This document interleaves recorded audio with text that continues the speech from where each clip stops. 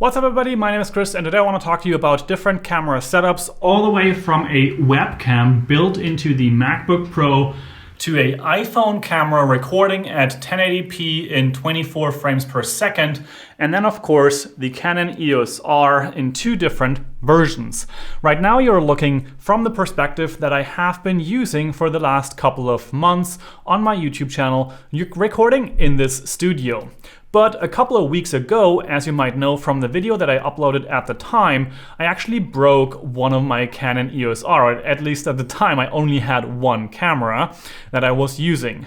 Now I was kind of forced to have an experience where I would only be able to use my iPhone as my main camera and also trying to record videos using that. And I have done so, but for me personally, coming from a mirrorless setup that gives me a nice background unfocused image, and of course this quality that I'm used to, that wasn't necessarily the best experience. However, it gave me an idea to basically look at the different options that are available to you and see how you can actually stepstone your way all the way from a built-in camera of your computer with the sound also recorded on that computer, then of course using the iPhone, and also maybe options like using a lavalier overhead microphone, or like in this case, the VideoMic NTG as your camera microphone. Now, generally speaking, it is really amazing how far technology has come and what options are now available to you as a consumer/prosumer person stepping into video and audio gear. Now, of course, all of this is still incredibly expensive if you look at it from a hobby standpoint, but that's exactly the point of this video. It is to tell you that it's possible to get started with whatever you already have. Maybe a webcam built into your computer and the microphones that are attached to the computer are everything that you have. Then you might just start using that because it's everything you have. And using what you have is probably the smartest idea in all of this. Starting from there, you can of course invest into different things. For example, using a lavalier microphone on your body, and it doesn't really matter if that is connected to something like the Track E that I covered recently on my YouTube channel and you're recording it into that, or if you have a completely cable-bound solution for about $20 or $30 and that can just plug into your computer.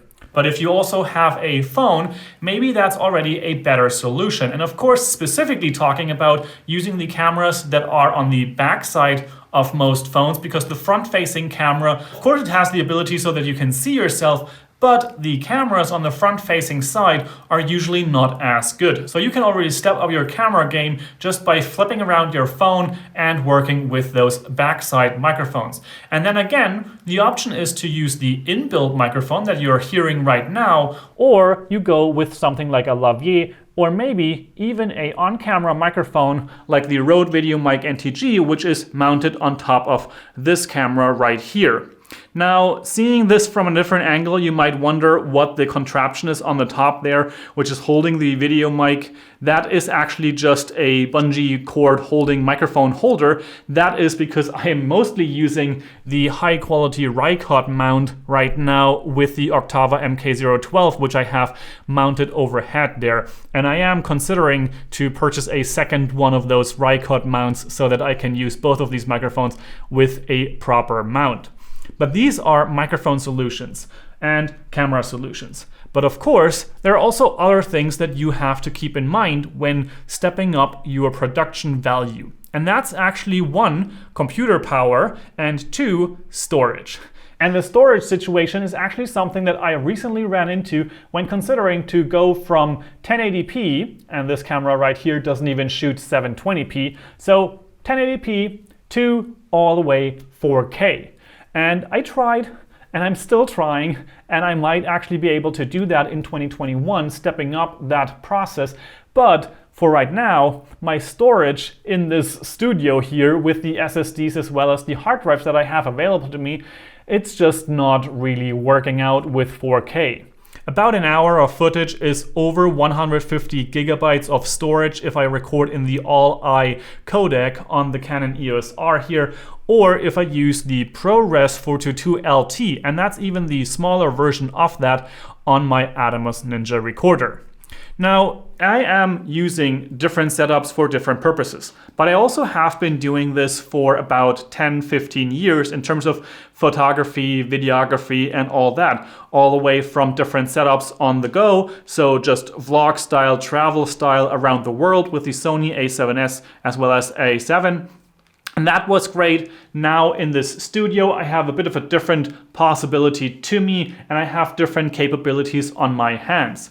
Now I'm actually using a teleprompter right there, and not just that, I also have a monitor right there, and that's actually not just a monitor, it also is a hardware recorder, which gives me the possibility of recording in ProRes 422, LT, HQ, and the normal mode.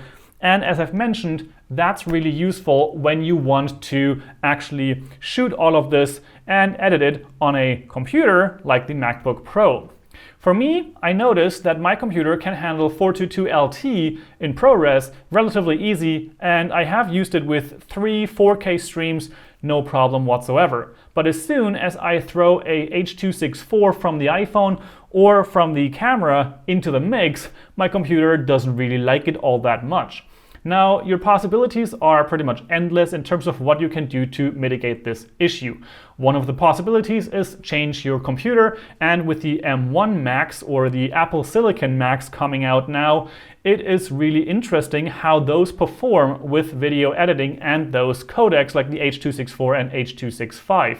However, right now, I am stuck with my MacBook Pro from 2017, and there I, more often than not nowadays, just transcode my footage to ProRes so that I can use it more easily. But again, that comes with a lot of time or overnight processing as well as storage needs. Now, what is the story of this video? Basically, I want you to know that everything is possible with whatever you have. Starting is much more valuable than waiting for the perfect setup.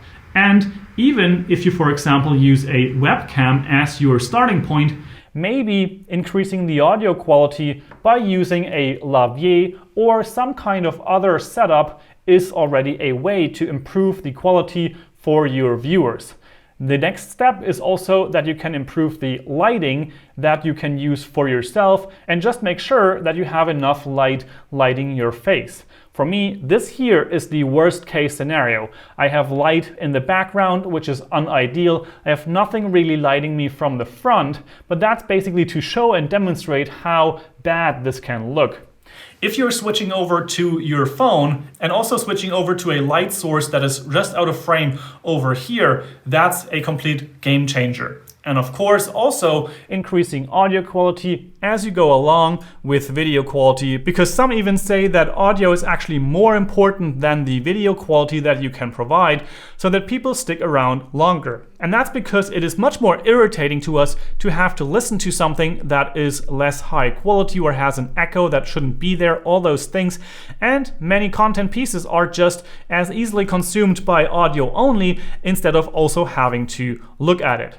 But of course, just make it happen both at the same time or step by step, one after the other. Just don't forget the audio side of things. And if you want to jump over to the 4K train and make that happen, just know that your computer should be able to handle it, as well as your storage in terms of SSDs and hard drives will be much more expensive to be able to store multiple projects, archive them, and those kind of things. Now, in terms of my perfect setup that I have here so that I don't have to use this camera built into my laptop, I now have the Canon EOS R with the RF35 1.8mm lens, which is my main shot. I have the Octava MK012 mounted up here, so it's nice and close to me.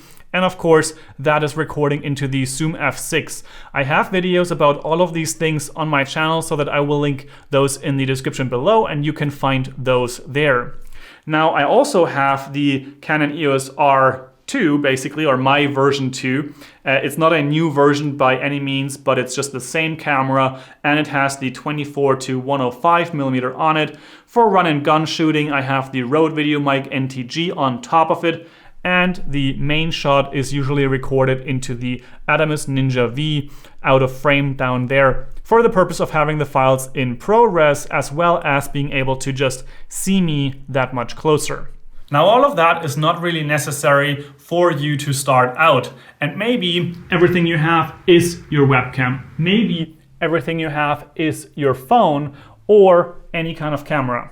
Whatever mic you have, whatever equipment you can use, that's the equipment that you should be using. 2021 is coming up. If you have been thinking about starting a YouTube channel, starting any kind of video making journey or content production, use what you have, start making content, because only then you can progress, learn with the process, and of course get better.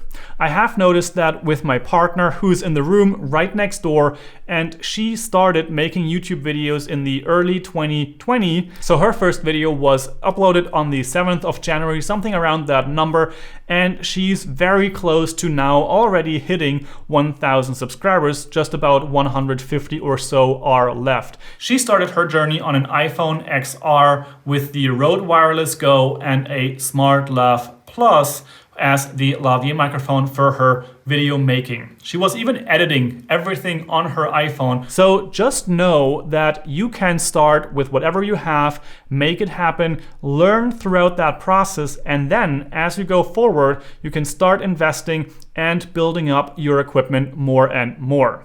Now, I'm really excited for 2021, the gear I will be reviewing, the upgrades that I can make here, and the content that I will be able to give you on this channel. Now, I hope this video was helpful for you in that process of knowing that you can just start with whatever you have, but also what your options are as you step up that ladder. Now, it would be amazing if you could give this video a thumbs up. That helps out a tremendous amount so that I know more about the videos that you like to see on this channel. Also, you can leave a comment in the comment section down below so that you have a place for questions, feedback, and all of those things. I will try to answer you either there or make a video specifically about what you are asking. And of course, subscribe to the channel, stay tuned for more content, and I will see you in the next video. Ciao, ciao!